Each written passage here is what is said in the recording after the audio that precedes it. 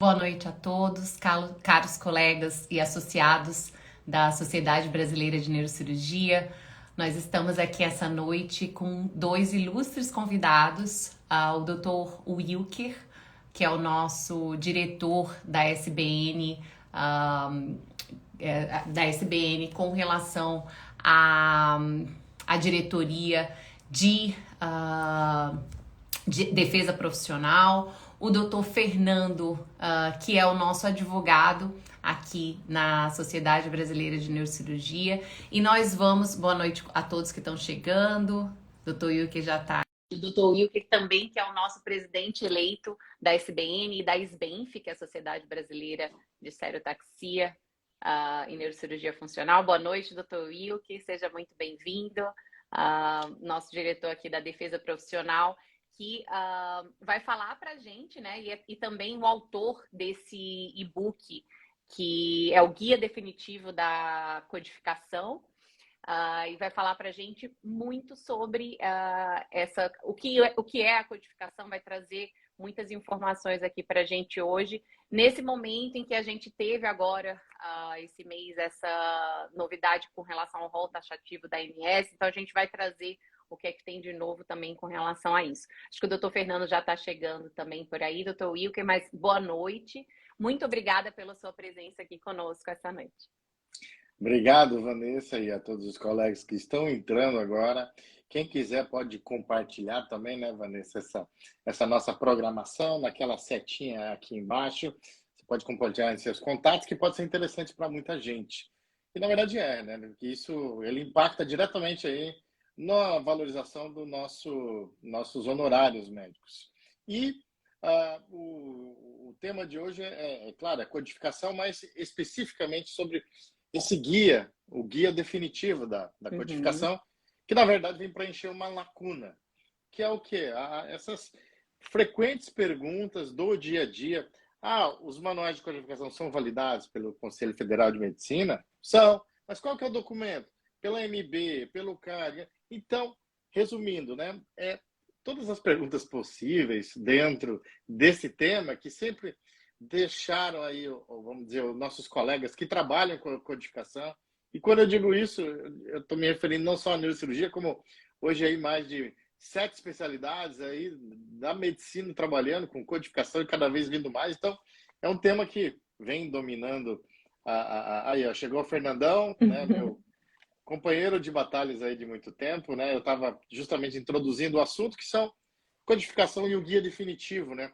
Bem quando eu comecei a bolar o guia definitivo, uma cópia lá em off eu tinha mandado por primeiro ali para o Fernando, para ele dar uma olhada e fazer as considerações dele também, né, Fernando? Sim. Boa noite, pessoal. Boa noite mais uma vez. Prazer estar com vocês. Wilker, você é o cara para conduzir isso. Não vejo outra pessoa melhor para falar isso do que você. Estou aqui só para falar no finalzinho um pouquinho sobre o rol. Quero deixar algumas coisas esclarecidas aqui. Tá Perfeito. certo. Muito obrigada pela sua presença, doutor Fernando. Agradeço. Vamos precisar um pouco da sua ajuda, né, em alguns detalhes também, até para somar. Exatamente. Acho que tudo que a gente faz, né, doutor Wilker, aqui na defesa profissional também, sempre o doutor Fernando tem uma mãozinha ali somando, né, com as suas ações. Uma mãozona, né? Uma mãozona. Valeu. Tamo junto, pessoal. Sim. Vamos nessa. Prazer. Obrigado pelo Então, convite de novo. beleza, obrigada pela sua presença. Então, doutor Wilker, fala um pouquinho pra gente, até muita gente já está mandando perguntas aqui, excelente, pessoal, podem já ir mandando e a gente vai responder no final, mas assim, o que é a codificação, tá? E qual racional, né, para se pensar na codificação, para se pensar nesse guia, fala um pouco pra gente, por favor. Então, Vanessa, a gente estava justamente semana passada, eu e o Fernando, no congresso do PEN Brasil, justamente falando sobre esse tema, e esse que é o que a gente está falando hoje, né? Então, assim, né?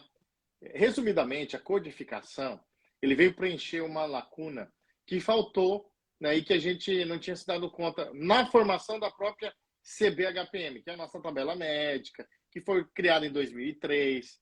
Se vocês lembrarem, a gente tem aquele esporte, o chamado esportes cirúrgicos. 1A, o 2B, o 3C, o 5, o 7, e vai aumentando até o número 14, e cada número, então, ele tem uma subdivisão A, B, C. Né? Só que é o seguinte, isso diferencia em complexidade procedimentos que são diferentes. Né? Exemplo, uma DVE e uma clipagem de aneurisma. Uma DVE ele é 4C, uma clipagem de aneurisma ele é 13A. Né? Enfim, ou seja, são coisas completamente diferentes. Por vezes, a gente usa, né, um procedimento e outro. E, justamente, o que a gente chama aí, existe uma hierarquização na horizontal. Ou seja, esse procedimento, DVE, DVP, é diferente né, de hierarquia e complexidade de uma clipagem de aneurisma, um DBS de parte, enfim. Né? Agora, quando você está dentro de um mesmo órgão, existe sempre existe uma problemática que é o seguinte, vou dar um exemplo bem claro. Para você fazer um cirurgia de meningioma que é de convexidade, que está, né, não é área eloquente, você vai abrir e você vai tirar. Isso é uma cirurgia de 1 hora. Né? Uhum. Qual que é o código que Sim. você usa? Microcirurgia de tumor cerebral. Porém, quando você vai fazer, por exemplo, um tumor de hipófise com uma abordagem transcraniana, um tumor de glomo jugular, enfim, né, tumores mais complexos, você vai levar muito mais tempo, a complexidade e o risco é muito maior. Porém, qual que é o código? Microcirurgia de tumor cerebral. Então, o que a gente vê? Que dentro da mesma patologia, ou seja, tumores intracranianos, existe complexidade diferente. E é aí que entra a codificação. O que é, na verdade? Então, quando eu agrego códigos sequenciais, ou seja, outras coisas dentro da medicina, da neurocirurgia, que seguem o passo a passo e quer dizer, aquele tumor que eu falei de convexidade, ele é diferente. Né? O passo a passo. Tem menos passo a passo para você atingir o seu target, o seu goal, o seu alvo. Porém, numa micro que você vai fazer uma cirurgia de hipófise, por exemplo, transcraniana, não. Você tem muitas estruturas, você vai fazer muito mais coisas, né? Você vai fazer no final uma DVE, uma derivação, uma fenestração para fazer uma terceira ventricostomia. Então, assim, complexidades são diferentes. E a gente precisava de um mecanismo, de uma ferramenta para instrumentalizar essa diferença. Ou seja, o mesmo código, só que na vertical, ou seja, dentro do mesmo código, a gente tinha que criar esse mecanismo que é, então, uma hierarquização na vertical. Ou seja, para você conseguir, então, produzir essa justa remuneração do que você assume em termos de risco, você precisa, então, na vertical, hierarquizar. E para fazer essa hierarquização na vertical, então, diferente da horizontal, a horizontal é 1B, 3A, 14C. Na vertical, você agrega códigos e aí está, então, a codificação. Então, em resumo, a codificação é todos os procedimentos que estão dentro daquela cirurgia que você se propõe, que não é só um código.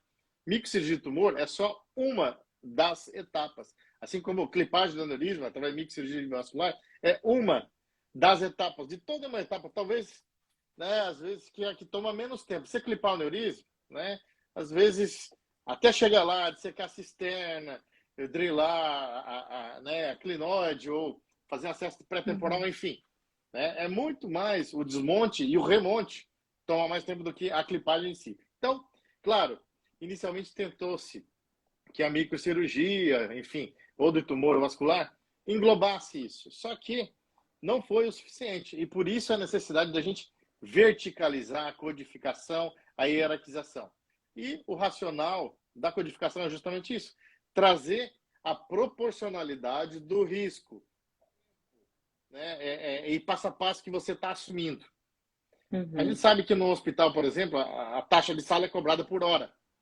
Então, assim, nada mais justo do que as horas que você está trabalhando também seja remunerado por isso. Então, essa codificação, ela vem tentar...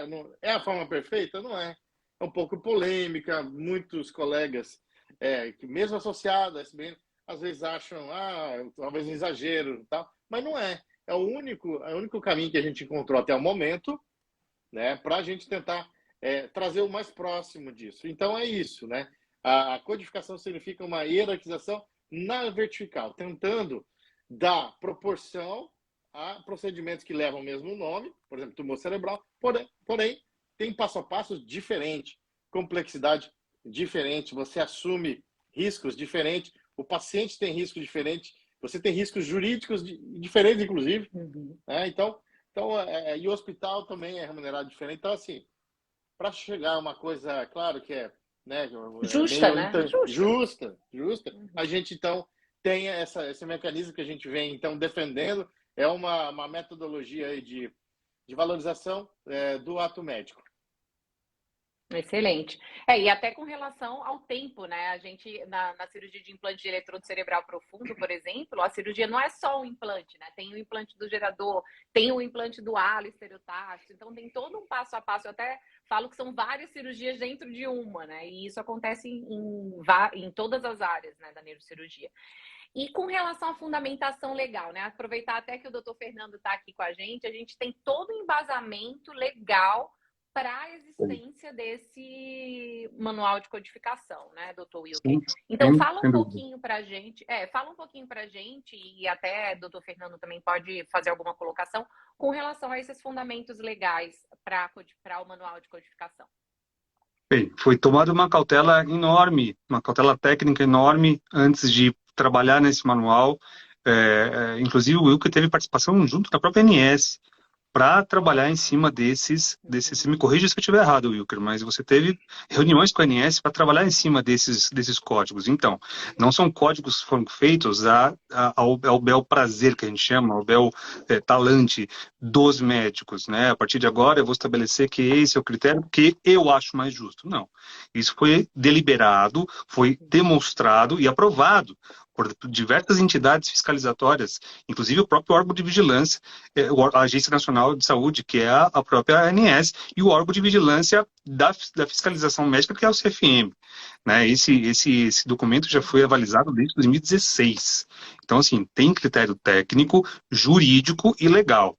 Tá? Existe também a parte, principalmente em relação à parte legal, o entendimento majoritário no tribunal, e ainda que seja no próprio STJ, a despeito dessa alteração que teve, a questão é quem determina e que tem a qualificação técnica para determinar o tipo de procedimento, o tipo de terapia e o que vai ou não ser utilizado nesse procedimento, não pode ser outra pessoa e não ser o médico. Né? A operadora pode estabelecer quais doenças ela pode cobrir, mas não os procedimentos. Então, o aspecto legal está totalmente acobertado, sem dúvida nenhuma, é muito bem fundamentado. E complementando ainda, Vanessa, o que o Fernando falou, então a gente submeteu em 2016 ao Conselho Federal de Medicina e a carta que a gente tem, isso tudo que eu estou falando, e o pessoal está chegando agora, isso tudo tem no guia definitivo, né?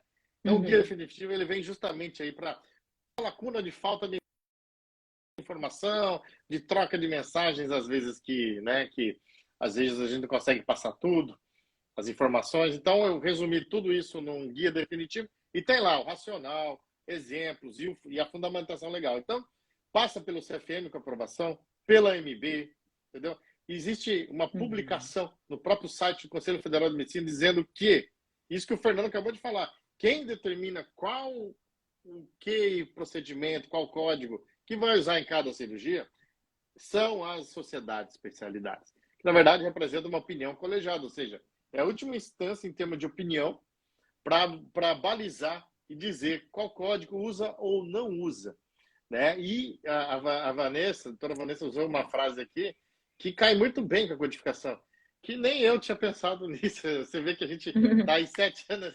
Ela falou, são várias cirurgias dentro de uma cirurgia. Olha, é isso mesmo, entendeu? Exatamente. Na verdade, trocando... É assim que eu tento explicar para os pacientes, digamos assim, para os acompanhantes. Codificação sequencial, ou seja, vários códigos sequenciais ou várias cirurgias dentro de uma cirurgia. Então, perfeito. Então, eu vou começar a utilizar agora essa frase. Então, eu vou falar que, olha, foi uma live que eu peguei da doutora Vanessa lá. E, assim, a gente também teve uma reunião na MB com a presença do CAD, e o CAD também falou, olha, da nossa parte, o uso de tabela, de coisa, não é contra, desde que respeita algumas ressalvas. E essas ressalvas estão explicadas justamente na introdução de todos os manuais. Está lá. Olha, isso aqui não é coerção, não é formação de tabela, de cartel, nem de nada disso. É uma ferramenta que a gente utiliza. Outro exemplo que eu uso também, daí agora eu vou dar esse exemplo para você, é como se a gente vai num buffet livre, né? E tá lá, é isso aí, o manual de codificação. Qual cirurgia eu vou fazer? Eu vou fazer essa. O que eu preciso para montar e executar essa cirurgia? Eu preciso desse aqui. Você vai passando nas vários departamentos, como no buffet, e vai pegando o que você vai utilizar de fato, né? Logicamente, a gente é contra o pessoal que faz Ctrl+C, Ctrl+V. Não é assim, o manual de codificação não é isso. Senão ele coloca código lá, aquela sequência, aquelas várias cirurgias, aqueles vários códigos, eles estão lá como opção para você utilizar. Ou seja, nessa cirurgia aqui, são esses códigos aqui, ou essas cirurgias dentro da cirurgia, que você tem para utilizar. Mas não significa que você vai usar todos. Algumas cirurgias não vai ter muita variação e vai acabar utilizando todos. Agora, tem tabelas ali que tem vários códigos que você não vai utilizar todos. Você vai usar o que você vai usar. E isso protege a gente também em termos de legitimidade, de a gente estar com essa campanha, com esse projeto, tudo, porque justamente a gente defende que o médico use apenas aquilo que ele está se propondo ou fez, né? Cirurgia de emergência fez, claro, a fazer. Então é isso, tá? Então a gente tem aprovação, entidades médicas, regulatórias, todos aprovando. E, como eu falei no começo, outras sociedades de especialidade estão vindo da mesma vibe, estão tendo as mesmas aprovações. E só complementando, nem poderia ser diferente, né, Wilker? Não poderia ser diferente. São as sociedades de especialidade, sociedades comungadas justamente para isso, enfim, para formar especialistas, né? Quem, a não ser essas entidades, poderia ser as pessoas mais tecnicamente adequadas para sugerir esse tipo de codificação, né? Não teria nem como ser diferente. Exatamente. E isso responde uma outra pergunta que muita gente faz. Existem entidades, por exemplo, eu ou a nossa sociedade, eu vou criar aqui com o Fernando, com a Vanessa, Colégio Brasileiro de Auditores Neurocirurgiões, ou auditores gerais, ou enfim, qualquer coisa. Então eu vou determinar o que a cirurgia cardíaca vai fazer. Eu vou determinar o que a cirurgia bariátrica vai fazer. Eu sou especialista nisso, entendeu? Eu não tenho essa opinião colegiada. Então, é válido a mesma coisa que vem acontecendo, Colégio Brasileiro de Auditores, determinando quais são os códigos que a gente tem que utilizar. Não é isso que diz as regras, as leis, os artigos, o Conselho Federal de Medicina. Não é isso. Então, eles não podem se auto-intitular, ou os donos, na verdade, e passar a determinar o que a gente vai fazer. O passo a passo, a cirurgia, quem tem essa opinião, nesse contexto, é a gente, é especialista. Eu não posso determinar o que outra especialidade vai dizer. E se eu não tenho nenhuma especialidade, muito menos ainda. Entendeu? Então, excelente. Isso, né? Então, isso já responde algumas perguntas que a gente vem tá vindo escutando. Aqui. Não, inclusive o doutor Eustáquio Campos colocou aqui várias perguntas já com relação a isso, que inclusive a gente já estava planejando abordar aqui, né? Que como agir com relação a... Porque é algo que a gente vê muito. Aí os códigos secundários, né? E é algo que é até bastante citado ali no guia da codificação. A gente tem os códigos secundários e o código principal, digamos. E aí a resposta do auditor, que já é meio pronta, né? Nada dos outros códigos vão ser autorizados, que só o código primário, o código principal, assim, tá já aborda todo o restante, isso. Então, como agir nessa situação? Que foi uma dúvida também aqui do doutor Eustáquio Campos. Doutor Eustáquio, parabéns. Se for o mesmo doutor Eustáquio, que eu fui, vamos dizer, o avaliador da prova dele, fez uma excelente prova. Então, se for ele, parabéns aí por estar já participando da vida, vamos dizer, ativa do neurocirurgião brasileiro. Acabou de entrar como de residente para neurocirurgião na prova, última prova, fez uma excelente prova. Se for o mesmo Eustáquio. Com esse nome só vai ter ele mesmo. Igual o Wilker, só tem eu também. E enfim, o que ele perguntou mesmo? Não, com relação a essa questão dos códigos, né, principais, secundários, Lembrei. Que muitas vezes já tem, que até lá no guia da codificação, eu achei muito, muito legal que existe tem até meio que uma chave, né, com relação a essa resposta pronta que existe ali de muitos auditores. Então, eu ia falar exatamente isso, Vanessa. Tá tudo lá no guia. essa pergunta que o Eustáquio fez, que os outros colegas vão fazer, que eu sei, dificilmente vão sair daquele guia. Então, aquele guia tem a proteção, ele consegue aí responder 90% das perguntas do dia a dia. E lá eu abordo esse tema em um dos capítulos que diz justamente isso. O auditor sempre usa o artigo 4.5. Quando os códigos fizerem parte de um mesmo procedimento, vai apenas valorizar o código principal.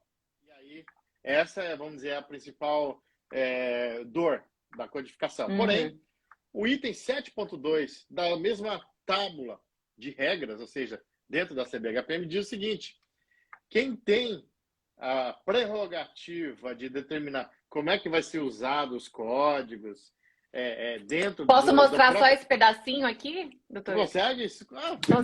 Consigo aqui virar, né? E colocar. Ah, tá ali, olha. Perfeito. Entendeu? E, assim, né?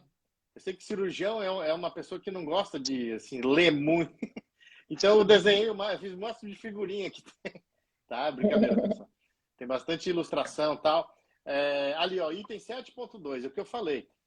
É de caráter exclusivo essa prerrogativa de determinar qual código que vai usar ou não. Ou seja, entre um item que é muito específico, o 7.2, e um outro item que é genérico, quando você tem esse conflito filosófico dentro de uma mesma organização, e o Fernando está aqui para me corrigir, a gente utiliza aí o princípio da anterioridade, hierarquia e especialidade. Então, se esse item ele tem a especialidade, e tem, porque ele já determina, que inclusive é a especialidade que determina isso, ele é anterior na hierarquia sobre o outro item que está na mesma tábua de regras. Então, esse é o princípio que é usado no mundo jurídico. Eu aqui, que não sou advogado, falando isso, né? Mas eu vou pedir agora... Bate aqui. A mão do Hulk... Não é isso, Fernando? De certa forma, sim. Existe toda essa questão. Existe dentro da mesma codificação, existe uma que é mais específica. E essa que é mais específica, obviamente, tem maiores condições de abranger ou determinada situação. Né? Então, obviamente, tem que ser utilizado essa tese, sem dúvida. E aí é o seguinte, para quem que serve o item 4.5? Para aqueles médicos, cirurgiões que não têm um guarda-chuva de uma opinião organizada, como são os manuais da nossa especialidade. Agora, uma determinada especialidade não tem esse guarda-chuva, quer dizer, não tem opinião colegiada da especialidade dele, ele vai cair automaticamente no item 4.5, entendeu? Agora, quem tem a opinião colegiada, o manual organizado, a especialidade dizendo junto com a MB que é assim, assado, pronto, cai no item 7.2, é exclusivo dela. E daí quem não tem, 4.5, quem tem, 7.2. É isso. Entendeu? Eu acho que ficou claro, doutor Eustáquio, coloca aqui pra gente e todo mundo que está enviando aí as perguntas.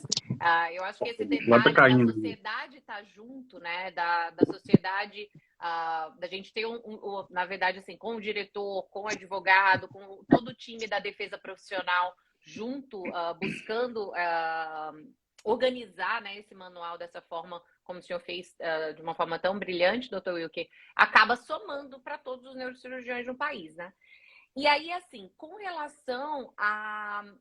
Eu acredito que ficou bem claro essa questão com relação aos códigos, mas algo que acaba entrando de novo aí com essa mudança do rol taxativo, é algo que a gente eu até venho recebendo muitas perguntas, né, de pacientes. Eu queria que o doutor Fernando primeiro falasse um pouquinho sobre essa decisão do STJ com relação ao rol taxativo e depois os dois falassem um pouquinho sobre o que muda, né, com relação a essa questão e com relação ao nosso dia a dia. Pode falar, doutor Wilker. Eu sou que nem aqueles alunos chatos que quer levantar e falar. Deixa eu falar. Então, antes que o Fernando vai entrar muito bem no assunto, mas antes que comece a discussão, queria dizer que todos os códigos que estão no manual de codificação estão dentro do rol da ANS. Então, assim, já começamos, né? Assim, bem, vamos dizer. Exato, né? A coisa do rol. O que era mínimo virou máximo. E agora o Fernando vai explicar o que isso significa. De fato, agora mudou bastante o cenário, pessoal. Não tenha dúvida. Antigamente havia essa discussão sobre a taxatividade ou não, mas existia esse conflito, inclusive, dentro do próprio STJ. Mas o que acontece? Foi determinado aí, por conta desse conflito de jurisprudências, foi colocado, interposto esse embargo de divergência, e aí foi julgado. E aí acabou sendo realmente colocado, decidido, a âmbito de Superior Tribunal de Justiça, que o rol agora é taxativo. Mas isso precisa ter melhores contornos em relação a isso. Por quê? Porque, na verdade, é o seguinte, existem situações que o próprio julgamento do STJ estabeleceu regras, e essas regras contemplam exceções. Então, veja, no âmbito do STJ, eu friso muito bem que foi feito no âmbito do STJ, o entendimento é feito de forma taxativa. Mas, veja, processualmente falando, isso não é uma decisão vinculante. Isso não é uma decisão que possa ser de caráter obrigatório. Não é uma decisão que a gente chama de erga omnes. A todos aqueles que estão... Não é um recurso repetitivo, que a gente chama. Recurso repetitivo é quando existem diversas situações, diversos debates, e eles lançam e suspendem os demais para debater aquele assunto. E a decisão daquele vai acabar reverberando para todos os demais. Não é o caso. Veja, o TJ, aliás, eu recebi hoje uma notícia que o TJ aqui de São Paulo, eu acredito que os demais TJs estaduais, TJ que eu digo Tribunal de Justiça, manteve a decisão que o rol é exemplificativo. E obviamente, existem as discussões, cada um com seu posicionamento, né? Ainda entendo que, particularmente, a questão da ANS, um rol da ANS, que é um rol meramente técnico, não pode cobrir todos os tipos de procedimentos, todos os tipos de doenças. Então, na realidade, é necessário você haver, sim, uma mensuração, analisar com certa parcimônia. Esse rol, obviamente, desde que também você não traga prejuízos financeiros absurdos às operadoras. Não é o caso da neurocirurgia, né? Não é o caso. Então, o que é importante deixar bem claro isso? É uma decisão de órgão superior, mas naquelas circunstâncias. Então, o que acontece hoje? A recomendação que hoje é feita, até porque a gente frisa bastante, quem é advogado sabe disso, os recursos, as demandas que se iniciam sempre nas comarcas estaduais, dos municípios, né, as cidades, sobe para o tribunal estadual, e depois aí vai para Brasília. Só que muitas vezes a discussão ela termina no próprio tribunal. Ela não vai para Brasília. Então, porque existe uma certa dificuldade de você interpor recursos especiais aos tribunais superiores. Então, a decisão se encerra, digamos assim, na instância inferior, onde ainda permanece essa questão relacionada ao entendimento do rol meramente exemplificativo. Mas isso no aspecto processual. A regra geral, agora, obviamente, é que seja feito de forma taxativa, se contempla algumas exceções, e essas exceções, se eu fosse resumir, nosso prazo é muito curto aqui, se eu fosse resumir qual seria essa exceção, quem tem que provar que essa exceção existe, e aquele procedimento, que ainda que não esteja no rol, deve ser contemplado, é o médico. Uhum. É o médico por conta de uma discussão que a gente fala há muitos anos aqui, desde que a gente está tornando defesa profissional da SBM, que é o quê? Um bom relatório médico. Um relatório médico simplório, falando que passou o nome do paciente, que usa aquele procedimento e agora quer um outro procedimento, não vai passar. Então, o que o Wilker colocou? Isso, tudo que o Wilker fez nesse manual tem que servir de uma espécie de subsídio técnico em cima da mesa do médico. É o que eu sempre falo, o Wilker ele é testemunha.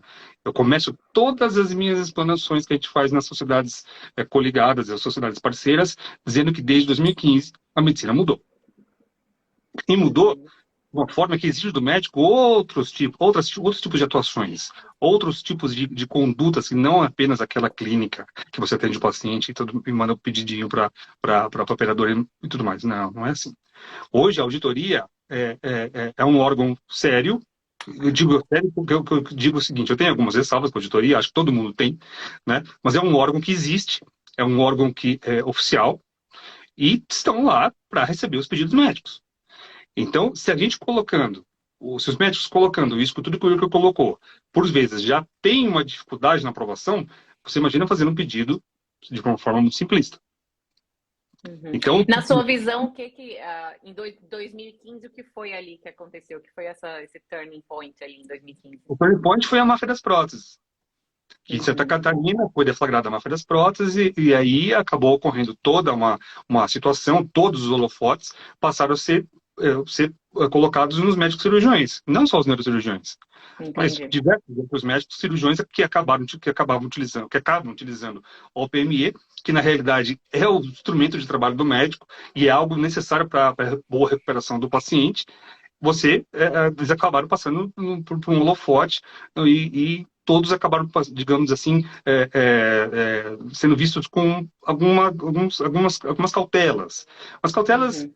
exageradas, né? Sim. E aí Uhum. surgiu esse boom da auditoria, que acabou tendo toda uma questão que acaba até levando médicos de forma, por conta de pedidos tecnicamente corretos, mas leva o médico para os conselhos regionais para fins de apuração de infração ética. Um absurdo. Uhum. E com essa questão dos auditores, até o doutor Chalk tinha colocado aqui uma outra pergunta, doutor Fernando, doutor Wilker, que vários colegas neurocirurgiões auditores fazem parte, né, muitas vezes, de juntas médicas que não que ficam rotineiramente não respeitando o manual, que, digamos, é algo, enfim, como o doutor Wilker colocou, né, com um colegiado por trás, tudo. Se tem algo que pode ser feito para, enfim, para somar com relação a isso, né? Para tentar fazer com que o manual seja um pouco mais bem aceito, enfim. Se os senhores têm alguma sugestão nesse aspecto. Bom, assim, primeiramente assim, né, a gente tem que entender, os colegas têm que entender que a gente está, primeiro, né, o nosso manual não é taxativo, né? Ele é para começar, ele é exemplificativo. Exemplificativo. Exatamente, Exato. né? Então, assim, só que é o seguinte, a partir do momento que eu estou vinculado à Associação Brasileira de Médicos de Cadeira Vermelha, sei lá, ou, enfim, qualquer coisa desse jeito, eu vou seguir essa determinação, porque eu estou lá, porque eu estou junto com meus pares, porque eu penso igual, temos, vamos dizer, objetivos em comuns e afins, etc. Agora, quando eu começo a me afastar desses objetivos em comuns, não tem mais um porquê de eu estar coligado com essa associação, com essa sociedade. Então isso também acontece, né? A gente, primeiro, não tem como obrigar ninguém a fazer nada. Agora, isso não quer dizer que não tenha nada para se fazer, tá? Então, assim, como médico, né, a gente tem a obrigação de fiscalizar os próprios colegas da execução da medicina. Isso é um dos primeiros princípios da Código de Ética Médica. E existe um artigo do Código de Ética Médica que diz: quando um colega médica se indispõe contra uma associação organizada, sociedade, grupo médico, que estão ali na luta por interesse de melhorar a remuneração, né, ele está trabalhando de forma anti, né, sociedade médica, e existe um artigo específico que ele fere no Código de Ética Médica. E ele pode, sim, ser levado a, vamos dizer, denúncia no CRM por conta dessa transgressão desse artigo, né? Isso falando no CRM. Enquanto que vamos dizer, na parte da SBN, por exemplo, ele pode ser levado à comissão de ética, né, no nosso comitê de ética, para avaliar se o que ele fez ali, ele está em muito desacordo, ou qual é o desacordo que aconteceu, para ele tomar as sanções que merecem sobre isso, né? Porque se eu não estou mais de acordo com o meu partido político que eu estou, enfim, com o grupo que eu estou, meus pares, eu tenho que me desligar, então, desse grupo e pertencer a outro, né? Não faz sentido eu estar marchando junto com um exército que está marchando com o objetivo de cruzar uma ponte e ele fazendo arapuca, dando rasteira, fogo amigo. Então, não tem sentido, entendeu? Então, é mais ou menos nessa vibe. Não sei se o Fernando quer complementar. Eu acho que foi o que o Wilker falou, foi bem colocou. Quem determina ainda tem que bater nessa tecla. Eu acho que quem determina a recomendação, a prescrição, é o médico. né? Não pode haver intervenção de caráter mercantil, porque veja bem, se você nessa análise tem que ter essa análise também. Se o médico estabelece alguns critérios técnicos e fundamentados, normalmente em literatura científica ou ou uma coisa que tem que ser feita a partir de agora, e desde sempre já foi feita, mas hoje agora ainda mais com essa alteração do rol, que é a MBE, Medicina Baseada em Evidência.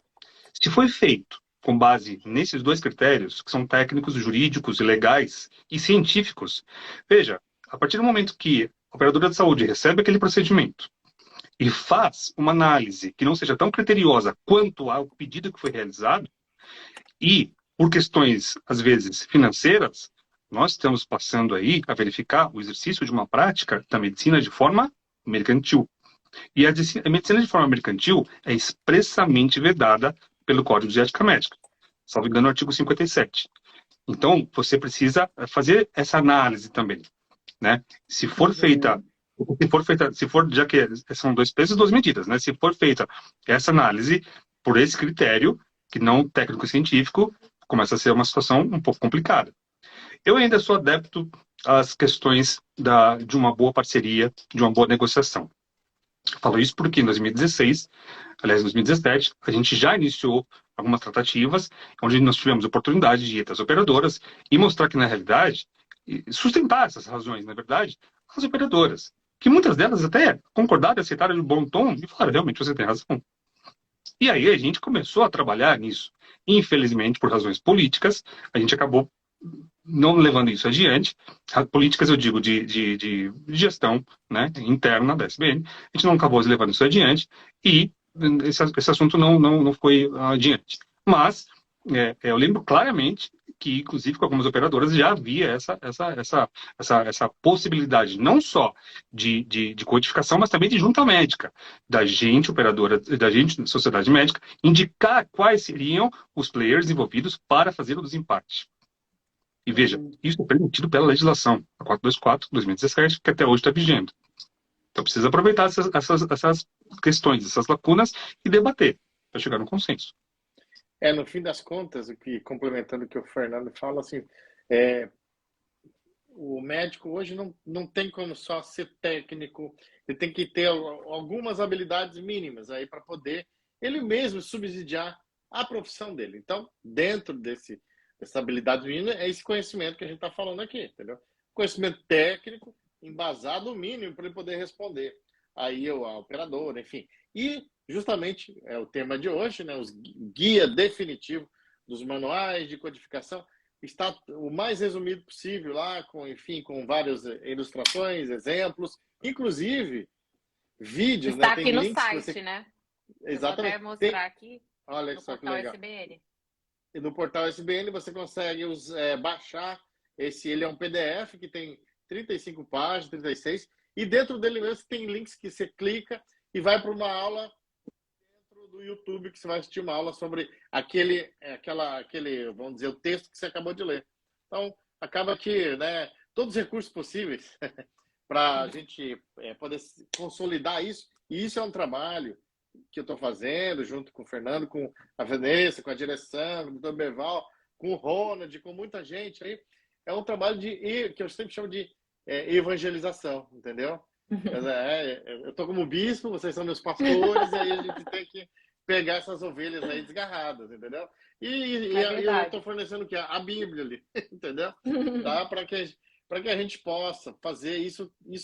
Isso obrigatoriamente passa por uma mudança cultural, de mindset, como a gente queira chamar. Sim. Né? Exatamente. E isso vai acontecer primeiro dentro da cabeça dos neurocirurgiões, para depois acontecer externamente. Se eu não mudar a minha cabeça, como é que eu vou querer mudar a opinião, a operadora, etc. Eu preciso estar embasado para responder. Então é isso. O guia definitivo está lá para... Um caminho que eu fico pensando até, e uma dúvida até que surgiu aqui, com relação a essa questão, porque sempre que vem para a junta médica, auditoria, tudo, eles sempre mandam, os convênios sempre mandam opções de médicos, né, para que sejam escolhidos. E muitas vezes, digamos que quase 100% das vezes, nem sempre são neurocirurgiões que estão ali, né, na lista de médicos que vão falar, né, sobre os procedimentos. Então, isso é algo que a gente pode solicitar como médico que está fazendo a solicitação do pedido, que sejam só neurocirurgiões que estejam ali para fazer essa avaliação, já que a gente precisa, né, de pessoas que estão, enfim, de preferência na mesma área, lidando com a situação. Eu queria saber um pouco de vocês com relação a isso. Se isso é possível, se a gente pode fazer, se a gente teria um caminho para fazer isso. Até para valorizar, né, a nossa neurocirurgia. Na verdade, pode falar, Fernando. Essa questão de especialidade é uma coisa complicada, tá? É uma coisa complicada. Existe um entendimento no CFM de que você não precisa ser especialista para você atuar em nenhum tipo de atuar como médico. Você assume, na verdade, esse risco, né? Obviamente não é recomendado, mas você não pode exigir que nenhum médico seja especialista em determinada situação para atuar na atividade da profissão médica. Tá? Existe um entendimento específico, um parecer específico, que ele entende, que eles usam exatamente essa palavra, que a especialidade é um plus para o médico na atuação da sua atividade profissional. No entanto, estou com a lei, o artigo 8º da Resolução 424 fala o seguinte, artigo 8º, a junta médica deverá ser composta somente por médicos,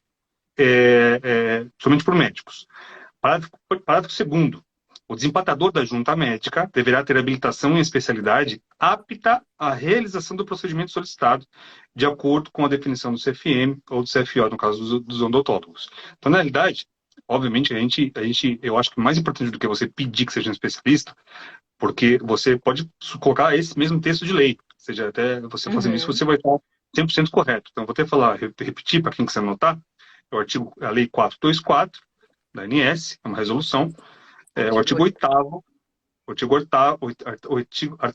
parágrafo 2º, que fala o seguinte, o desempatador da junta médica deve ter habilitação em especialidade apta à realização do procedimento.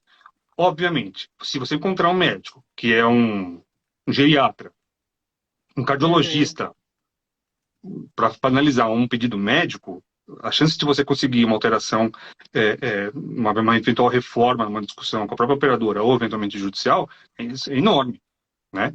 Não faz sentido algum, embora vai ter essa resistência em relação à especialidade, tá? Mas o que eu recomendo é que nesses casos, não sei se o Kuger vai colocar, acho que ele vai concordar, a gente sabe que isso é uma situação delicada, que por vezes não dá certo. A gente tem, no próprio site da SBN, eu particularmente fiz diversos modelos de resposta, de forma embasada, de forma técnica, que isso está no site da defesa profissional, e ali consta todas as respostas que são sugestões de respostas. Eu não sou dono, na verdade, não é critério nem meu e nem muito menos convicções pessoais. Não, são questões legais, são documentos escritos de forma fundamentados de forma legal. E ali consta ali uma resposta que você pode ser feita. Você pode utilizar. Uma delas é você indicar a sociedade de especialidade para servir como desempatador. Tá? Isso é uma das ideias. A gente sabe que realmente essa parte é uma parte bastante delicada na questão da junta médica. Por isso que o Wilker também acho que vai falar agora de uma ferramenta nova para lançar. Se ele não falar, eu vou ficar enchendo o saco dele até ele falar. Não, eu falo. Eu lembro, às vezes, quando é muita ocupação na cabeça, mas dá uns bug, mas quando volta. Então, complementando o que o Fernando falou, é o seguinte, Vanessa, e para todo mundo que está assistindo. Quem que tem que ser a terceira opinião junta médica? Um especialista, ou seja, ele tem que ter RQE naquilo que ou seja, ele tem que ser neurocirurgião, né? Excetuando ali na questão da coluna, que é uma área dividida, daí pode ser ortopedista que tem área de atuação atua em coluna, né? Daí, ou seja, ele tem que ter aquela habilitação não só naquela especialidade, como naquilo que está se propondo a fazer. Exemplo, a doutora Vanessa pediu um DBS e na lista de desempatadores está cheio de neurocirurgião. Tem um vascular, tem um pediátrico, um coluneiro, enfim, tem lá. Olha, você tem 4 neurocirurgiões ali, mas nenhum faz DBS. Faz aquela área. Então, ou faz aquela área específica dentro da própria neurocirurgia, que é complexo, né? A gente tem especialidades que trabalham, às vezes, com a mesma patologia e alguns grupos e pacotes de procedimentos. Porém, alguma especialidade, como a neurocirurgia, um leque muito enorme. E, às vezes, dentro da própria neurocirurgia, tem neurocirurgião que não consegue, ou não vai fazer, ou não tem habilitação de fazer o que o outro faz. E a gente tem isso, é muito comum, né? Entre as especialidades. E que bom que isso aconteça, porque consegue fazer de forma bem pormenorizada cada sub-área nossa. Enfim, ou seja, pintou uma coluna para fazer, tem que ter habilitação e tem que ter prática naquilo. Pintou um DBS para fazer, tem que ser Isso que é o especialista ideal, em... né? Isso. Ideal Sim, não, a ele é prática. legalmente exigido. Uhum. Não falou. Na questão de opinião, de ideal, é uma questão exigida ali. E aí que acontece, né? Hoje em dia, o plano de saúde fica sempre procurando auditor também, que vamos dizer assim, é uma pessoa muito requisitada por conta dessas normas regulatórias e às vezes não consegue ter essa qualificação. E por questão de ter que atender às normativas ANS, aí, bom, vem o que dá para fazer, o que tem, enfim. Sim. Porém, né, a gente, desde janeiro, na SBN, está trabalhando numa ferramenta que ela já vai ser agora startada, acho que no segundo semestre, que é o seguinte: teve uma empresa em São Paulo, uma startup, que bolou, ela na verdade montou uma plataforma de auditoria, ou seja, o plano vem, ele tem um questionamento sobre DBS, por exemplo, ele lança dentro da plataforma e ele paga aquela plataforma. E aquela plataforma vai, então, encaminhar aquele pedido para os médicos que têm aquele perfil de responder aquilo. Isso já era da própria plataforma. Porém, a MB me botou em contato com eles. Ela sabe que eu sou empolgado com essa coisa de tecnologia, enfim, desse tema e tal.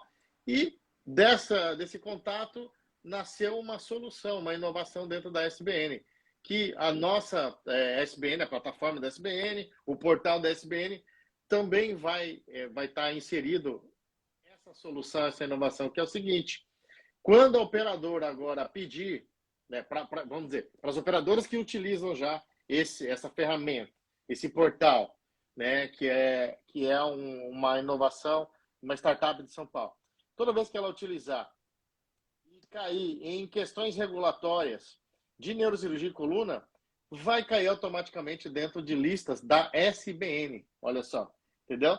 Que é uma coisa que e isso já tem na própria regulação, na regulação que o Fernando acabou de falar, preferencialmente de listas, nomes preferencialmente vindo de listas. E é isso que a gente está atendendo. A gente está fornecendo essas listas. Quem está fornecendo? É a SBN. Então, de duas formas a gente vai poder trabalhar.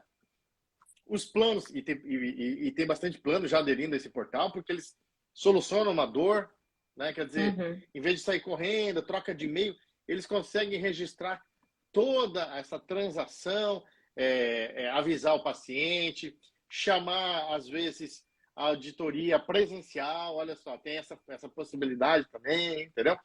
E eles conseguem regular tudo isso, eles conseguem regularizar toda essa parte. E quando chegar uma demanda da neurocirurgia, a plataforma vai indicar a lista da SBN.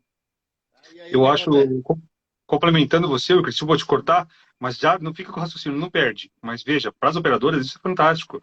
Por quê? Porque vai diminuir a judicialização. Se a própria sociedade de especialidade não concordou com aquele procedimento, se ele entrar com uma ação judicial, o paciente vai ser uma ação perdida. Exatamente. A própria sociedade, porque no fim das contas é a voz da sociedade ali naquelas listas. Então, se a própria sociedade não concordou com aquilo, o plano muito menos tem a obrigação de concordar com aquilo. Então, a gente vem, no fim das contas, né, ajudar a melhorar uma dor que é os planos de saúde. A gente uma dor do plano de saúde e uma dor nossa também, né? O doutor Djalma Menezes está comentando aqui que ele tem uma impressão, não sei se os colegas têm a mesma impressão, mas eu vejo que a junta médica, mesmo que muitas vezes ali tem os especialistas, mais de 90% dos pareceres, eles são semelhantes ao do auditor inicial não especialista. É meio que fosse aquela resposta ali, Ctrl+C, Ctrl+V, que vai tudo igual para todo mundo, né? Eu tenho... isso já aconteceu comigo algumas vezes, de você mandar de um paciente e depois mandar exatamente a mesma resposta para outro paciente. Então, enfim, parece que nem leu o seu relatório, só jogou a resposta ali. E é assim mesmo que acontece, Vanessa, sabe? Porque eu já trabalhei algumas vezes em algumas auditorias aí e tal, E eu vi que se eu quiser, eu leio ali do jeito que eu quiser, respondo. Sabe por quê? A terceira opinião é a que vale e acabou. Nenhum lado pode reclamar. Então, assim, ó, o que eu escrevi ali no final e acabou. Entendeu? Não existe tréplica, quadréplica, entendeu? Nada disso. Aquela opinião e acabou. Se eu mais ou menos sustentar uma ideia ali, de que não tem na literatura, sei lá o quê, barará. Eu acho uma sugestão, aproveitando nisso que o Wilker colocou, uma sugestão legal também é para fazer com que tivesse um comitê externo que analisasse essas respostas das terceiras opiniões. Um comitê Exatamente. formatado, comitê formatado por médicos da sociedade de especialidade e dos planos de saúde. Porque Exato, ou dentro. seja, criar uma fiscalização sobre isso, porque está muito Sim. solto, cada um E- fala o que vem da cabeça, total, é isso aí, total, entendeu? É. e- O doutor Djalma está comentando aqui também que ele não sente que dá para confiar, que ele se sente totalmente de mãos atadas e que tem convênio que nem analisa o pedido, já vai para a junta médica diretamente e que ele se sente muito triste de ver como que a medicina, o rumo que a medicina está tomando, porque você fica totalmente sem fiscalização, digamos, né? Assim, sem ação. E isso, quer dizer, né, a gente tem uma realidade que é amarrada, que é assim. Agora, mudar essa realidade passa por instrumentalizar algumas ideias, né? Essa é uma, já foi citado duas. Excelente. Uma que está sendo executada agora, que a gente vem fazendo, que é essa coisa do portal. De ele escolher listas, e ele vai botar para dentro da nossa lista quem tiver o perfil. Por exemplo, se eu não faço DBS, e eu botei na minha inscrição que eu não faço, a plataforma não vai me indicar, vai indicar você, entendeu? Enfim, ela vai usar a inteligência artificial para indicar a melhor pessoa para responder aquilo lá, dentro da lista das pessoas que se proporam a fazer a tal da auditoria. Né? Essa é uma solução. Segunda, essa questão que o Fernando falou, excelente ideia, entendeu? Excelente ideia. Um comitê de fiscalização sobre as respostas que estão rolando no Brasil todo. Entendeu? Olha só, excelente ideia, entendeu? E dá para instrumentalizar isso também. E ainda uma terceira ideia, tá? Que a gente Tá o brainstorming aqui, né? Não, é brainstorming, mas tem coisa acontecendo já, né? Sim. E tem coisa que já está planejado, que eu já conversei com o Eberval, que vai começar a acontecer agora e que vai continuar lá na minha gestão, que é o seguinte, a gente criar um curso, tá, de extensão, de capacitação de auditores dentro da SBN, Educação Continuada. O que é isso? Sim. A gente treinando, capacitando os auditores para o conhecimento mínimo, para que ele possa fazer auditoria de segunda opinião e terceira opinião. Então, nesse treinamento online, vai ter uma parte geral, que vai falar das codificações, depois entra em sub-áreas, por exemplo, funcional. Aí vem a doutora Vanessa e explica o que é, demonstra lá um DBS. É uma coisa que a gente faz quase que diariamente com um auditor, com outro, vai facilitar, então, que vai melhor compilar expandir, tudo isso, compila tudo isso, grava e os auditores, a gente vai oferecer esse curso, tá, para os auditores, a gente vai capacitar isso, porque assim, ó, isso parte de um princípio muito simples, que é o seguinte: por que você, Vanessa, o colega, o Stark, tudo, temos que ter todo o treinamento que precisa, residência, curso, etc., para indicar uma cirurgia ou para não indicar. Sim. Porém, Sim. do outro lado, eu não preciso ter nenhuma especialidade para dizer não, entendeu? No fim das contas, o resultado é o mesmo. É sim ou não. Ou o paciente... E a vida de um paciente está em jogo, né? Do outro lado, é a vida, né? O principal objetivo de tudo. Então, assim, a gente tem a mesma caneta para um especialista que treinou a vida toda para dizer sim ou não. E o não, às vezes, é muito mais importante do que o sim. Né? E a mesma caneta é dada para esse outro lado, tá? Para também dizer que não, ou que sim, tá? Sem um conhecimento mínimo. Então, assim, não vai operar, mas ele tem que ter um conhecimento mínimo da prática do que é DBS. Às vezes não sabe nem o que é sigla, DBS, entendeu? Tá lá auditando, vai no Google, vão no Google, entendeu? Então, assim, ó, em vez de ter essa coisa meio solta, não sei o quê, capitaliza tudo isso no negócio, entendeu? Juntando essas três ideias, vamos arrumar isso aí, é mais ou menos isso, entendeu? Então, assim, claro que tem muita coisa que é desvaneio e tal, mas... Muito assim, trabalho, né, ainda pela frente. Trabalho. A codificação também era uma loucura, e é ainda, tal, é porque, assim, tudo que você cria, ferramenta que vai contra o mecanismo, né? Existe um mecanismo por trás, que é uma força econômica poderosa, Então, assim, tudo que vai contra, assim, a gente tende a fracassar. E, assim, até para minha surpresa, tá vivendo muita codificação, né, tal. É porque tomou corpo, porque envolveu os principais atores, que são os Sim, médicos, que sim. é o dono da caneta. E o plano de saúde, e OPME, e operadora, e venda de plano de saúde, e medicação, só roda por um motivo, porque tem alguém que assina e carimba, entendeu? Tira o médico desse circuito, acaba tudo. Não tem plano, Uhum. não tem venda, não tem hospital, não tem nada. Então, a peça Sim. no circuito todo é Não. médico.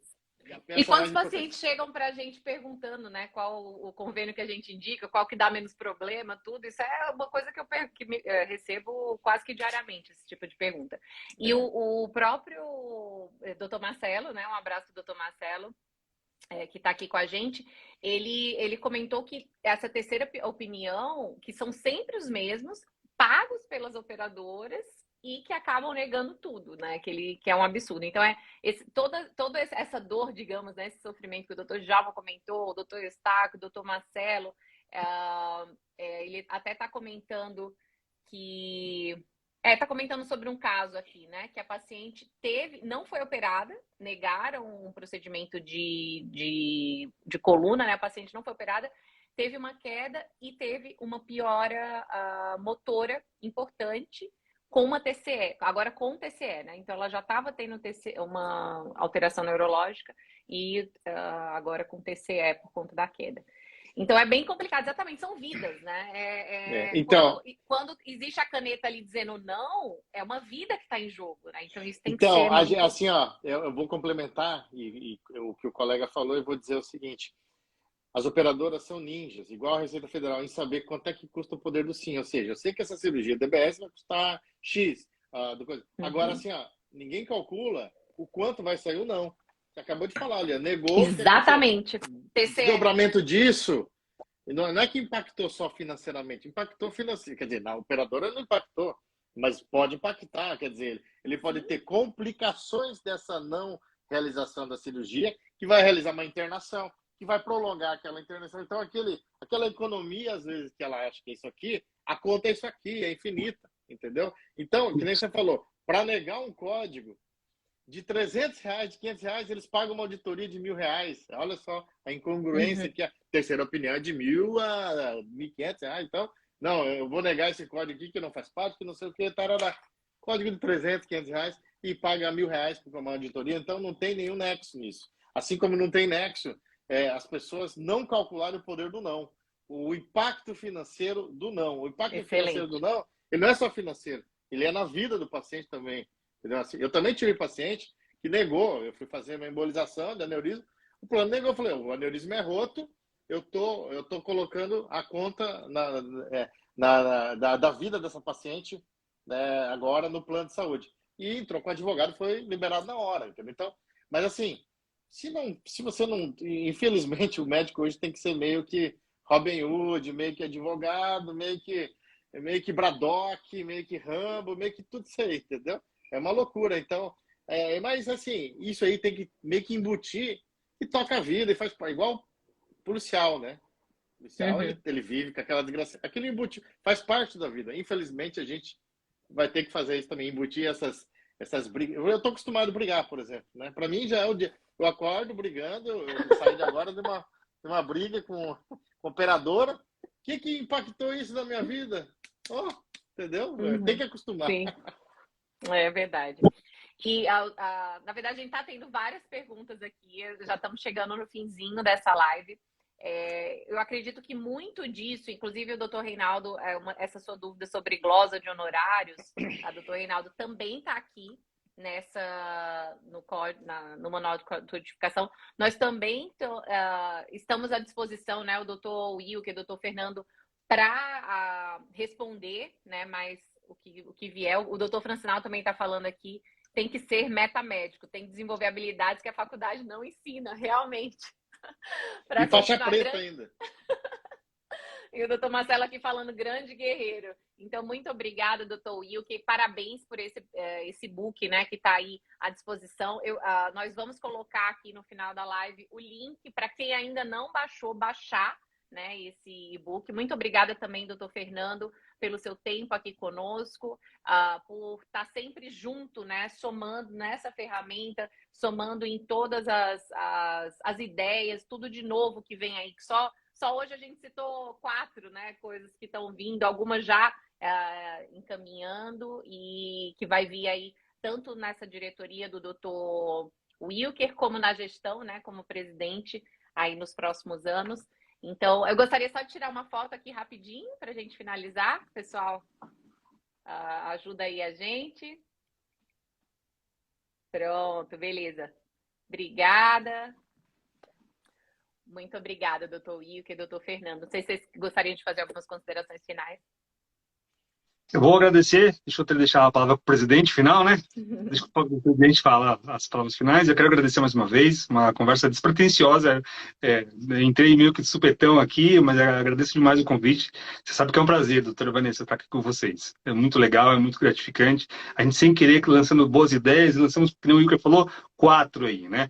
Vou deixar algumas recomendações finais. O seguinte, que isso que o colega chamando o médico de colega já, que loucura. Esse um dos médicos falou sobre o paciente que não fez a cirurgia, pedi para ele pesquisar, digitar na internet, uma teoria francesa que está sendo aplicada no Brasil há muito tempo já, que chama a teoria da perda de uma chance.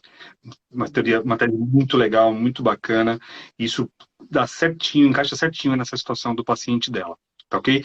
Outra coisa que eu recomendo aqui, sempre gosto de deixar algumas diquinhas. A decisão do STJ agora, ele citou algumas que eu falei para vocês no começo, MBE, Medicina Baseada em Evidência, e também citou 2 órgãos técnicos que são muito eficazes e que o médico precisa conhecer, que é o Conitec, tá? E o Natjus, tá? Essas 2 pesquisas, é só colocar na internet, você acha rapidamente o link, e ali você faz pesquisa sobre determinado tipo de assunto, pesquisas públicas. Então, mais uma vez eu recomendo, é difícil, mas além de tudo, todas essas qualidades que o Wilker colocou, tem mais uma, detetive. O médico precisa ser detetive. Então, na realidade, você vai utilizar esses 2 sites, esses 2 links, trabalhar com medicina baseada em evidência para fomentar bons pedidos médicos. É a recomendação final que eu deixo. Agradeço, boa noite, obrigado e estou ansioso para o próximo debate. Pode me chamar que eu venho. Obrigada, doutor Fernando. Também complementando, assim, sempre é um prazer estar. Esse trio aqui sempre faz sucesso, né? O debate sempre é legal, é gostoso, e a gente vê que é coisa do dia a dia, ou seja, a gente tentando transformar uma coisa chata, né, em alguns exemplos aí bacana, do dia a dia, realístico. Então, assim, eu tenho como meta minha, pessoal, né, ter pelo menos uma coisa nova por mês até o fim do ano, para começar já acelerado. Eu estou, então, em total conexão com o Dr. Eberval, nosso presidente atual, né? E com toda a diretoria, com a doutora Vanessa, que também é da diretoria atual, e os demais colegas, o Ítalo, enfim, para que a gente comece acelerado a 100, 200 por hora, e tomara que o próximo que venha depois de mim também pegue essa mesma vibe, entendeu? Só tendo uma ideologia de construção, de continuidade, que a gente vai conseguir ter, de fato, uma coisa perene. Então, a minha ideia sempre é a gente ter, pelo menos, linhas de trabalho, e esse negócio da codificação veio com uma linha de trabalho. Eu vejo que a comunicação também é uma linha importante, porque não adianta a gente fazer nada e ficar ali debaixo de um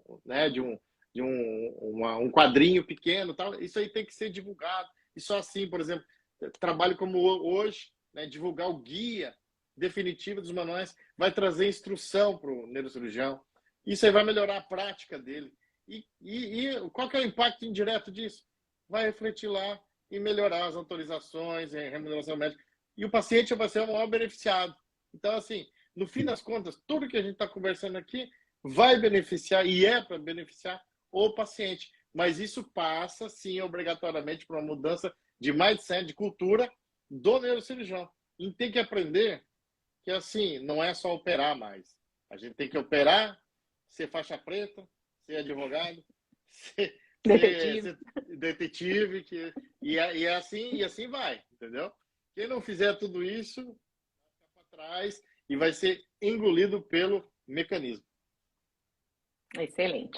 Então, todas as dicas dadas, né? Uma missão grande aí para todos. Muito obrigada e boa noite, doutor Wilker, doutor Fernando, todos que estão aí conosco. Um abraço, tchau, tchau.